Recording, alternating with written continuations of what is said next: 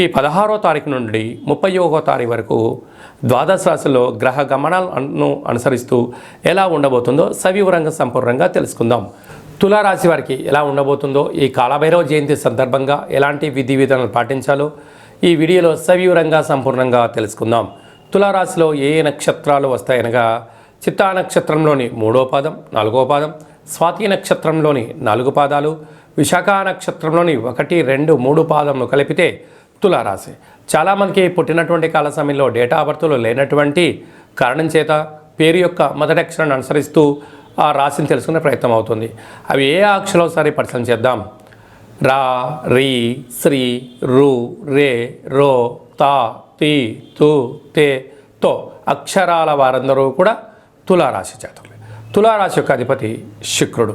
వీరికి రాశిలోనే శుక్రుడు సంచారం చేయడం వలన విలాసవంత జీవనాన్ని పొందడానికి నిత్యము నూతన ఆభరణాలు, బంగారు ఆభరణాలు, వజ్ర వైడూర్యాలు, నూతన వస్త్రాలు, కార్లు, భూములు, క్రయ విక్రయాలు, సుగంధ పరిమళాలతో కూడుకున్నటువంటి జీవన విధానము, ఆధ్యాత్మికమైన చింతన, ఆధ్యాత్మికమైనటువంటి మంత్ర సాధన చెయ్యాలి అనుకుంటున్న వారందరికీ ఇది చాలా మంచి కాలము అని చెప్పి గమనించాలి.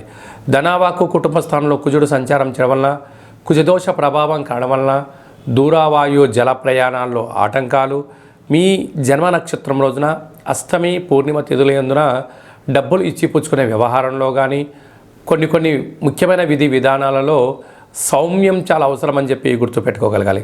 తృతీయంలో రవి బుధ సంచార స్థితి ఉండడం వలన తల్లిదండ్రుల నుంచి కానీ పెద్దల నుంచి కానీ గురువుల యొక్క సలహాల మేరకు మీరు ప్రయాణం చేసినట్లయితే మీకు ప్రభుత్వపు ఉద్యోగం యోగము, విదేశీయాన యోగము, రాజసన్మానము, తల్లిదండ్రుల యొక్క సేవ మీకు అదృష్టాన్ని, ఐశ్వర్యాన్ని, ఆనందాన్ని, జీవితంలో ఒక అర్థం పరమార్థం తెలిసే కాలము అని చెప్పి గమనించగలగాలి.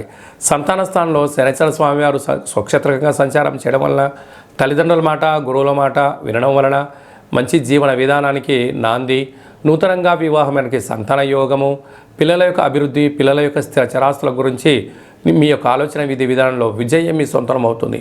6వ స్థానంలో రాహు సంచారం చేయడం వలన పై అధికారులు, సహ ఉద్యోగస్తులు, కింది స్థాయి ఉద్యోగస్తులు నిత్యము మీ పైన ఒక నిఘా నేత్రం పెట్టారు.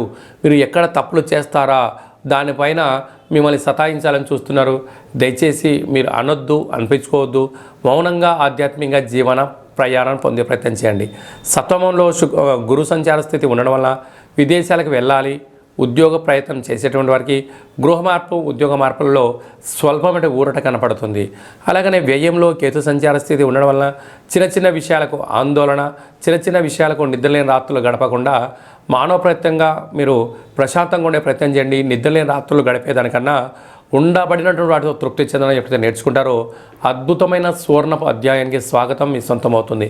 సాఫ్ట్వేర్ ఉద్యోగస్తులు, హార్డ్వేర్ ఉద్యోగస్తులు, గృహ భవన నిర్మాణ కార్యక్రమాలు చేసేటువంటి వారు, వ్యవసాయ సోదరీమణులకు ఇది చాలా మంచి కాలము అని చెప్పి గమనించాలి.